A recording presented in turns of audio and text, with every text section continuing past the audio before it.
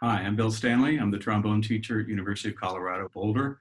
Brian Stevenson at Rocky Mountain Music Repair has asked me to put together a short video about lubricating trombone slides. I'm happy to do that.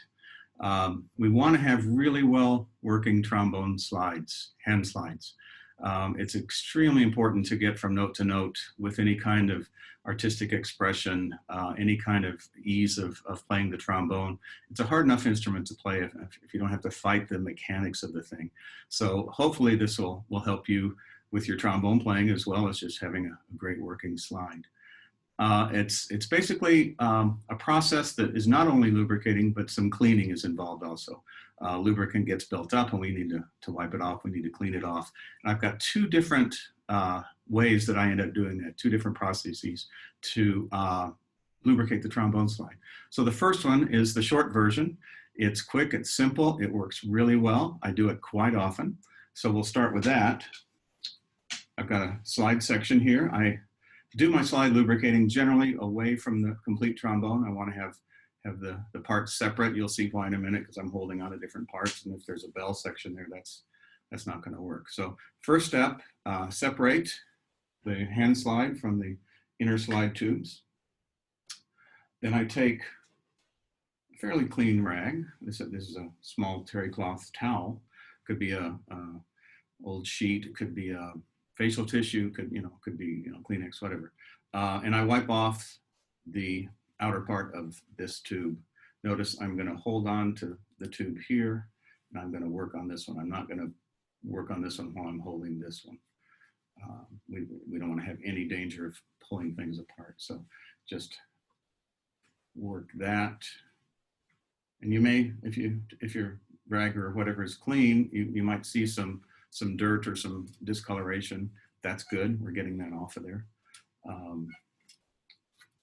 So yeah, this is now pretty clean and dry. Just make sure we get all the old stuff off there. Then I reassemble. And then I use a lubricant. It's called Yamaha Slide Lubricant. It comes with a little lavender color. Set the slide down on the ground, you pull it up a bit. Right now I'm at about 5th position just because of the way I'm sitting and everything. You want to make sure you don't pull it too far because the slide will fall. And let this come on a little angle, squeeze a bit. Drops come out and they start to run down. You can't see it, they start to run down the slide. And we do both tubes. And as it gets to the end of the outer slide, you start working it back and forth. You'll figure out how much. A couple of drops. You'll see. That time it kind of ran down, maybe 6 inches below the screen, 3 inches below the screen, something like that. And you work it back and forth. Sometimes I'll take the slide apart again, put one tube back on,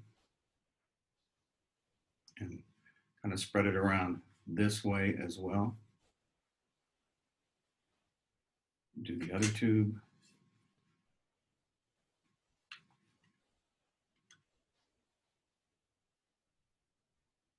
Put it back together. We're really close. It's working very well. We'll take a water bottle. This happens to be from Rocky Mountain Music Repair. And spray the slide, work it. This is a very good slide right now. I'll be very happy with that. So that's the end of the first process. Some of you might be middle school, grade school band directors. I understand not wanting to necessarily have a bunch of water bottles with 12, 13, 14-year-old trombone players in your band. It is important to spray the slide to keep it hydrated, keep it loose and moving. I would suggest maybe that be done before the class starts, before the concert, and then the water bottle stays in the case. I think we can all predict what happens if that's not the case. So that's the end of the first process. Very simple. I do that most often, honestly. And I always try to wipe off the old stuff first before I put on the new lubricant. Honestly, there will be times when I don't do that. If I'm in a hurry, I'm walking in, getting ready to play a rehearsal or whatever, and I'm in traffic and I get it there and my slide's not working, I'll put some on if it needs it. Or if I'm in the middle of a lesson and don't want to blow the groove, I'll just put some on and make it go. But most of the time, always, I try to wipe off and then relubricate. So now the longer version is much more involved. It needs to be done very carefully, slowly. If you haven't done this much, there are a lot of ways that you can bang slides into things, and that's not at all what we want. So different slide section here. So what I do with this, the long process, separate it again, and then I won't do it here, but you can put it in a bathtub full of water, soak it. The water should not be hot. It should be aiming toward lukewarm. It does not need to be hot at all. If it gets too hot, you can have the lacquer come off of your slide. So maybe you want that. Some people like the lacquer off, but just lukewarm water. Soak it for a while. And then what I do is as it's full of water, I'll put this, when I'm done soaking, take it out, it's full of water. You can start swishing it like this when it's full of water. That gets the water moving around in there, loosens up any particles, any dirt, any food particles that might have worked their way in. Then get the famous snake out. It's a flexible brush, long brush with brushes on both ends. And you work that down into the tube. It's full of water still. It goes all the way around the crook, and you can get the crook cleaned out back and forth this way. You're actually cleaning the inner part of the inner slide now, because it's a whole section. And then you do it on the other side. It gets the crook going the other way. Work it back and forth a lot. Swish some more, empty it, rinse, lather, rinse, repeat kind of thing. At that point, I want to clean the inner part of the outer slide. And this is where it gets a little bit trickier. We have a cleaning rod. This is, you can buy these at music stores. Often they come in trombones. It's very much like a gun cleaning rod. It's got an eyelet on this end. I've already got it wrapped up, so you can't see that. And a little bit wider on this end to hold on to. It's wrapped, this is wrapped in cheesecloth. It could be an old sheet, torn up into about 3-inch strips, but it needs to be quite long. It needs to be longer than the actual rod itself. And we wrap it around the eyelet here and make a little ball at the end. It's a little bit wider than the bore of the slide. And then we simply insert it. Again, holding the tube I'm working on, and back and forth. This does not have to be fast, but this really does clean very well that inner slide. In some ways, it even polishes it, I think. It is brass, and there's no lacquer in there. So and then I get the other tube.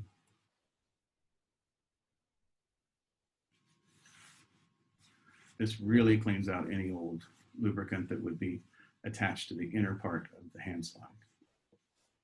Do that a bit. Set that aside carefully.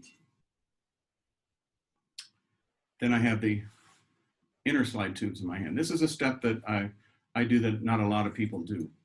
I get another lubricant called Formula 3. It's a small, clear colored silicone.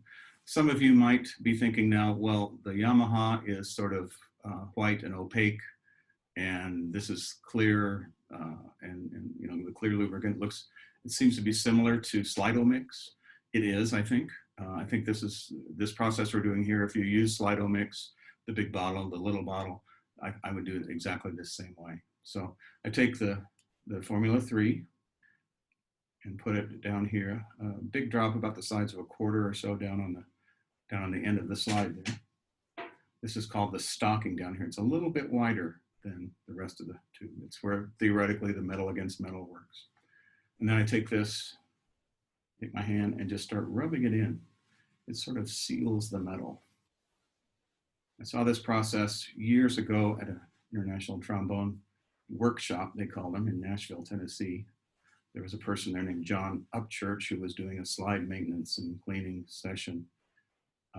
He eventually got a job, a business. He called himself the Slide Doctor, and people sent their slides from all over the world for him to work on them. He suggested doing this with the Formula 3. Now I'm going to do the other two.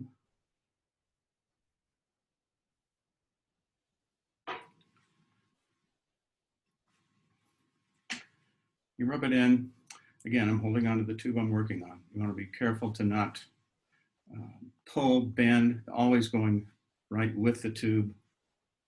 You don't want to be pulling it apart, that they're parallel, that they're not bowed. All this is extremely important for a good working trombone slide. So that takes care of that step. Then we put the slide back together. And now we're back at the quick version where you set the slide down, put the Yamaha, let it drip down, a couple of drops. Work it.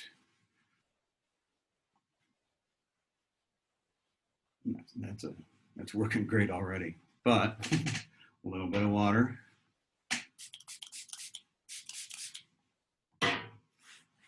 And that's a great slide. So those are the steps, the long version. I do the long version once or twice a month just to make sure that things are clean.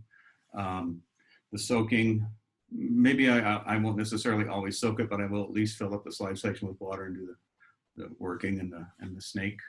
The cleaning rod, the wiping off, the Formula 3, the Yamaha. I do that once or twice a month. I like really good slides. Some people might want to do that less. Some people might want to do it more.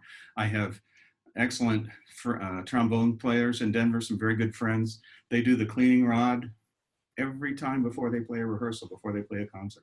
The cleaning rod, then however they lubricate, they'll put the lubricant back on. That's just how important the slides are to them. So those are the two ways that I work with lubricating trombone slides. Hopefully it's clear. I'm happy to answer any questions about this or anything else about trombone playing. There is a University of Colorado College of Music website, and my page is there, the trombone studio page is there. You can get information there easily. If you need to contact me about this or anything else, I'm happy to help as I can. So hopefully your slides will be great. Hopefully this helps. Thanks.